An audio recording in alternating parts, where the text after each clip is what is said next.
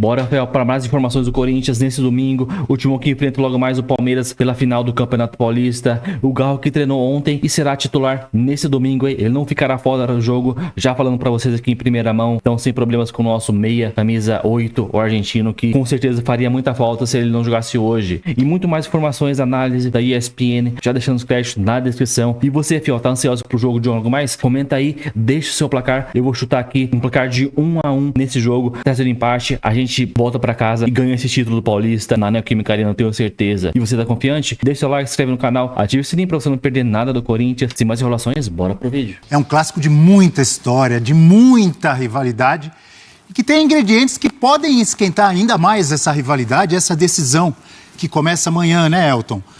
Por exemplo, essa possibilidade de o Palmeiras conquistar um tetracampeonato ou a fase do Corinthians logo depois de ser eliminado da fase de grupos da Libertadores da América. Tudo isso você acha que pode realmente esquentar ainda mais? Pode, Abel. A gente tinha talvez uma percepção antes do jogo do Corinthians contra o Barcelona de Guayaquil, porque poderia influenciar, obviamente, uma classificação ou não do Corinthians à fase de grupos da Libertadores nessa final do Campeonato Paulista. Eu falei e continuo com esse pensamento de que a Libertadores é muito mais importante do que qualquer estadual, mesmo você estando na final contra o seu maior rival. Porque eu acho que vão lembrar muito mais de uma eliminação numa fase prévia de Libertadores do que necessariamente de uma derrota numa final de estadual, onde você vai ter a oportunidade no ano seguinte de disputar. A Libertadores não é garantia, né? Não te dá garantia de disputa todo ano.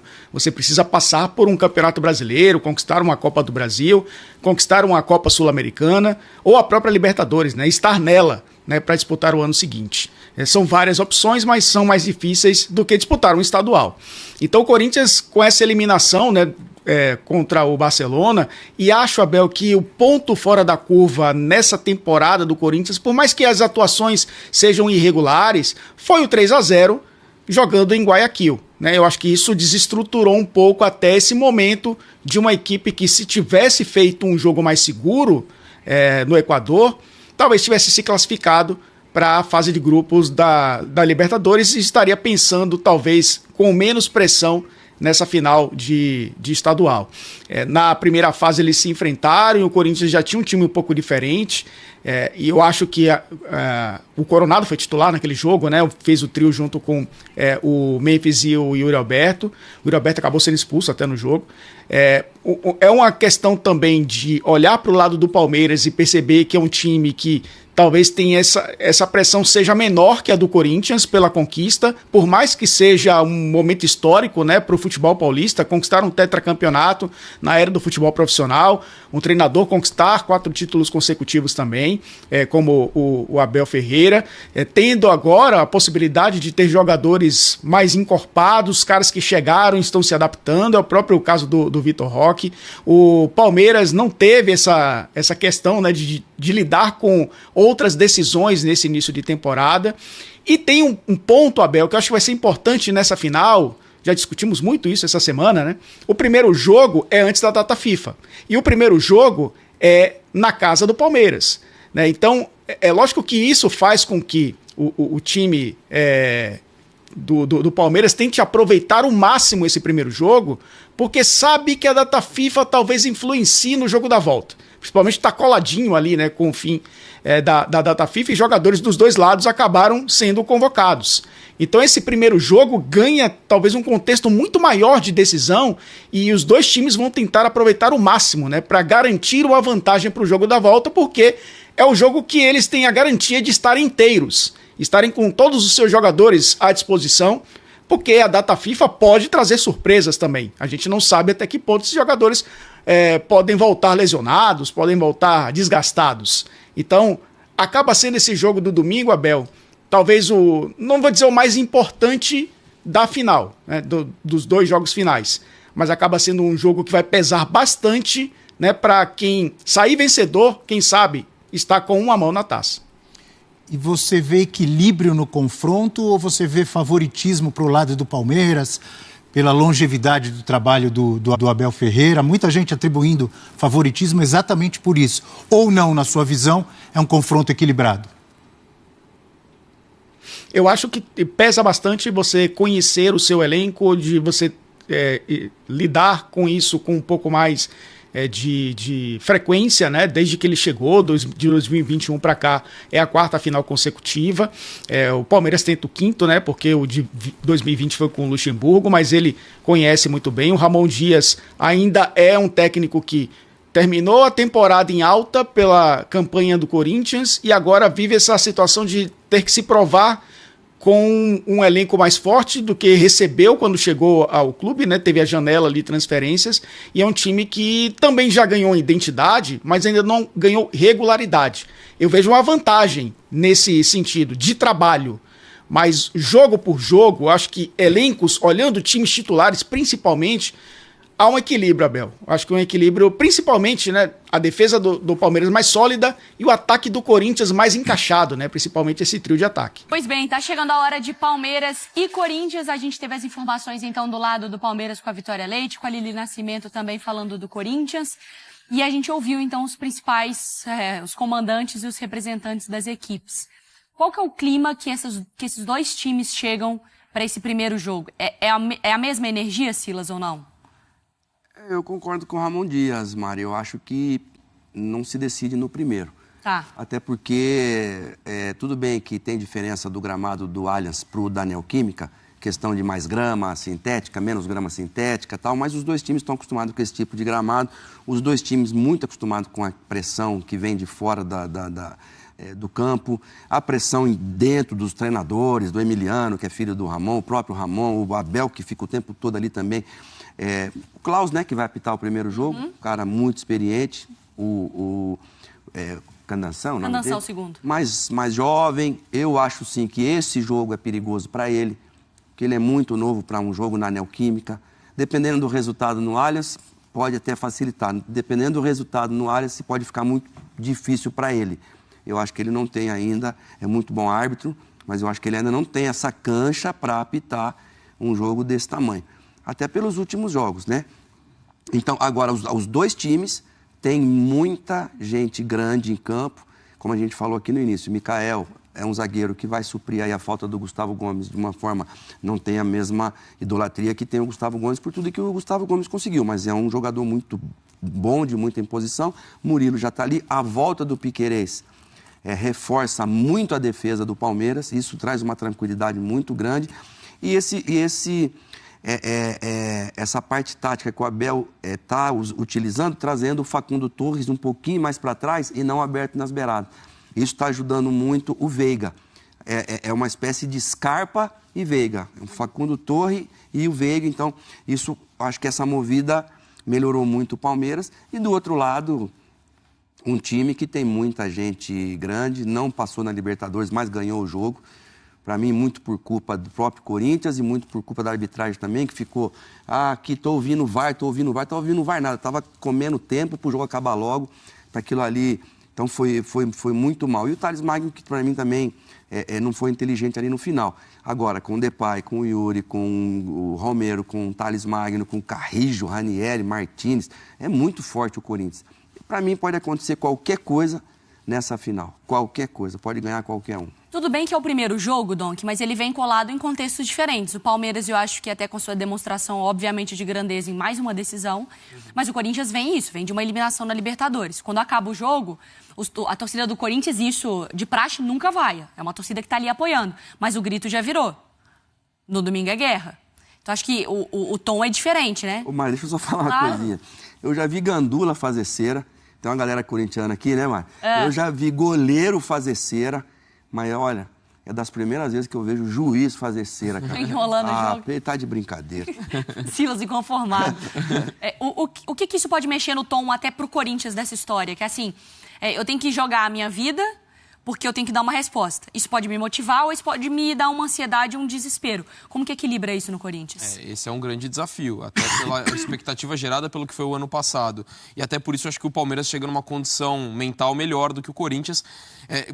Assim, você pensar que o Corinthians tem uma obrigação de resposta, mas diante do time que vem hegemônico no campeonato, no futebol nacional, A gente fala muito mais da expectativa frustrada pelo próprio Corinthians, eu concordo com o Silas. Lógico, teve as situações que ele pontuou muito bem, mas se você pegar dos 4 jogos do Corinthians na Libertadores, 3 foram decepcionantes em questão de atuação. Passou lá da UCV de uma forma correndo um risco sem necessidade, na ida um jogo muito ruim e acabou pagando um preço muito alto. Então, por isso que eu vejo o Palmeiras chegando em melhores condições, apesar de, se a gente olhar rendimento nesse ano, nenhum desses 2 times, para mim, foi totalmente convincente ainda. Acho que o Palmeiras é um time mais confiável pelo trabalho, pela sequência, pela longevidade do que tem feito o Abel Ferreira. Acho que se a gente olhar também na fase de grupos do Paulista, o Palmeiras foi muito superior no confronto direto contra o Corinthians. Acho que isso também merece ser considerado. Por isso eu vejo o Palmeiras até favorito não só amanhã, mas no confronto de uma forma geral. Pro título. Lógico que influencia, se o Corinthians consegue levar um empate para a Neoquímica Arena, por exemplo, seria uma situação muito positiva. Mas em respeito a toda essa sequência do trabalho do Abel Ferreira, eu vejo o Palmeiras favorito nesse confronto. Mas se a gente falasse de uma final entre Corinthians e Palmeiras em outros anos, eu veria um favoritismo maior do Palmeiras. Eu acho que Diminui essa inconsistente, um pouquinho? eu acho que acaba nivelando um pouco, ainda que o Palmeiras acho que chega numa condição melhor. Pegando aqui, quando a gente vai falar de dados também, é claro que esses números, eles fazem parte para compor um cenário, mas ele também não é um veredito, um diagnóstico. Um Corinthians que não... Um Abel Ferreira que não perdeu para o Corinthians jogando em casa, um Abel Ferreira que tem esse retrospecto muito positivo, um Corinthians que não ganha na grama sintética. Se você fosse um torcedor da Fiel, Silas, contrato agora. Eu fiz esse contrato mais cedo com alguns aqui. Um empatezinho no primeiro jogo é negócio? Eu acho que o Corinthians tem a favor dele o último jogo no Allianz, com um jogador a menos, empatou o jogo, né? Agora, um empate pro Corinthians nesse primeiro jogo. É um bom resultado, sim. Deixar para negociar lá na Neoquímica. Porque o duelo, a batalha no coração do jogo, que é o meio-campo, Emiliano Martínez, muita imposição. Richard Rios, muita imposição. Carrijo, muita imposição física. O Martinez, né? Apesar de não ser tão alto, também tem imposição física. Ele é muito forte. Mas o Ranieri é forte pra caramba também. Então, assim, a briga ali vai ser muito parecida. O Garro com o Veiga se equivale. O time do Palmeiras também é um time que dá umas bancadas, não dá? O jogo é muito físico, né? Pra esse jogo, eu acho que ali no coração do jogo, a batalha vai ser bem igual. Porque foi num Palmeiras e Corinthians, né, exatamente no derby, e tem sempre essa coisa. O clássico, ele te dá 2 oportunidades. Você pode pegar o elevador e subir, ou às vezes é um clássico que vai te derrubar. Na temporada passada, aquela sequência do Corinthians vitoriosa e de que termina, né, pegando exatamente o elevador de subida, foi no jogo contra o Palmeiras, lá na Neoquímica. Exato. Que consegue aquela saída toda errada do Everton, do gol, enfim, com o Yuri Aberto. Então, quando o Corinthians vem eliminado pelo Racing, você está falando desse jogo? Isso, que aí ele tem a virada depois, contra o Palmeiras. Você tem a oportunidade. Era o jogo do Ramon Dias ali, ele sairia. Exatamente. A gente está na mesma situação? Um jogo contra o Palmeiras que o Corinthians pode dar uma resposta ou que também pode custar, por exemplo, um trabalho? Ali eu acho que era mais dramático porque o risco de rebaixamento era muito forte. Tá. E aqui, ok, é pesado ser eliminado, ainda mais para um clube que já tinha sido eliminado 2 vezes numa fase prévia de Libertadores, mas é um Corinthians que vai ter calendário da Copa Sul-Americana, tem toda a temporada pela frente. Então acho que naquele contexto a situação era mais dramática, porque o risco de rebaixamento era muito pesado. Tinha muita pressão em cima do Corinthians, ainda com toda a desconfiança. Está avançando nas competições na mata-mata, mas o quanto que isso vai inchar o calendário e prejudicar ainda mais no brasileiro. Então, naquele contexto, eu achava que era mais pesado o cenário. Mas até aquele jogo mostra como o clássico ele pode mudar completamente. O Palmeiras era bem melhor que o Corinthians. A partir do momento que sai o gol, o jogo se transformou, o Corinthians conseguiu controlar e foi muito inteligente e mereceu a vitória.